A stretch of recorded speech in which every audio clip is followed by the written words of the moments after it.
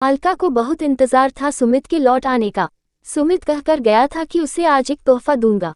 उसका इंतजार कम नहीं हो रहा था। बार बार घड़ी देखती थी।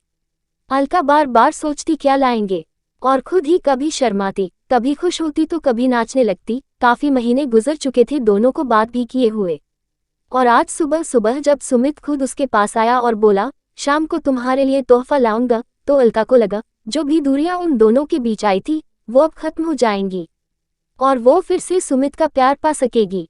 शादी के कुछ महीनों बाद ही छोटी छोटी बातों को लेकर दोनों में खूब झगड़े होते थे। वास्तव में दोनों बिल्कुल डिफरेंट थे। जहां सुमित की सोच पूरी तरह आधुनिक थी, वहीं अलका पूरी तरह से पुराने जमाने की भारतीय महिला, जिसके लिए सिंदूर, चूड़ी, पति, सुहाग बहुत मायने रखता था।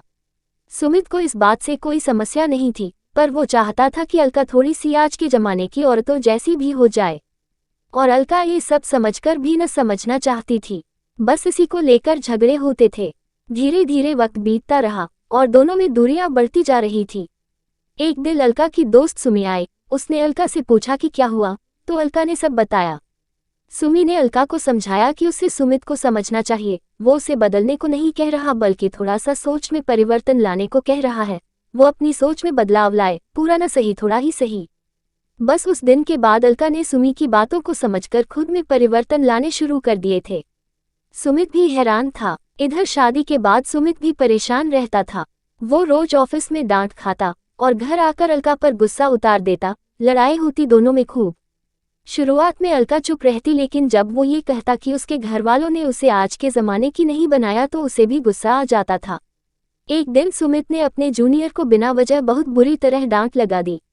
सारा स्टाफ देखता रहा। जब उसे होश आया कि उसने क्या कर दिया, तो उसने सबके सामने माफी भी मांग ली।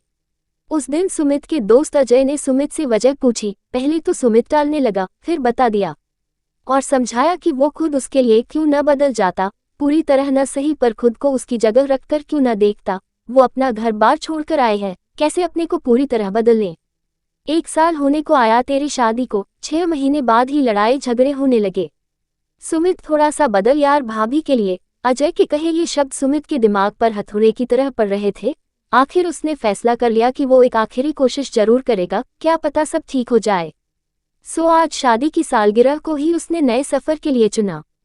वैसे वो कुछ दिन से अलका में परिवर्तन महसूस कर रहा था, तो उसने और भी सोचा कि अगर अलका कर सकती है तो वो खुद क्यों नहीं। आज वो सुबह सुबह अलका के पास आया, उसे गुड मॉर्निंग विश किया। अलका ने भी प्यार से वेरी गुड मॉर्निंग कह दिया। फिर बोली आप फ्रेश हो जाए, मैं नाश्ता लगाती हूँ टेबल पर, कहकर चली गई। सुमित ने नाश्ता किया और बोला अलका सुनो, आज ऑफिस से लौटते वक्त तुम्हारे लिए गिफ्ट लाऊंगा। इसके बाद अलका को देख मुस्कुराया और चला गया। सुमित के जाने के बाद अलका ने घर का काम निपटाया, जिसमें पूरा दिन गया। शाम को अलका ने सोचा जब सुमित ये चाहते हैं कि वो थोड़ी सी आजकल की महिलाओं की तरह बने, तो क्यों ना आज वो वैसी बनकर सुमित को भी तोहफा दे दे। वो घर से निकली, ब्यूटी पार्लर गई, वेस्टर्न ड्रेस खरीदी और शाम तक उसके साथ काम करने वाली लड़कियों जैसी बन गई, और इस बात का ख्याल रखा कि उस पर ये सब अटपटा न लगे, न उसके मन को ठेस पहुंचाए। तो अलका का तोहफा अब तैयार था। शाम हो गई, सुमित आया। उसके हाथ में एक पैकेट था और वो बिल्कुल बदला लग रहा था। उसने बिल्कुल पुराने जमाने के लोगों की तरह कपड़े वेशभूषा पहनी थी। अलका देखकर दंग रह गई, और उधर सुमित भी अलका को देख दंग रह गया। थोड़ी देर बाद सुमित ने कहा मुझसे बर्दाश्त नहीं हो रही थी ये दूरियां, वो भी तब जब मैं तुमसे प्यार करता हूँ और तुम्हारे साथ जिंदगी बिताना चाहता हूँ। तो सोचा आज से अपने आप को ही तुम्हारे अंदाज से बदल लूं। तुम्हें ये तोहफा पसंद आएगा और शायद ये दूरियां मिट जाएं। ये सब सुन अलका की आंखों में आंसू आ गए। वो बोली मुझे माफ कर दीजिए, गलती तो मेरी भी है, जो आपने सोचा वही मैंने सोचा। सो आज ये सब करने की हिम्मत कर ली, सोचा ये सब आपको पसंद आए। सुमित बोला बहुत सुंदर लग रही हो। ये सुनकर अलका शर्मा गई। सुमित फिर बोला वास्तव में गलती हम दोनों की है, हमने सामंजस्य बिठाना न सीखा, न ये जान पाए कि एक दूसरे के लिए थोड़ा बदलना जरूरी है।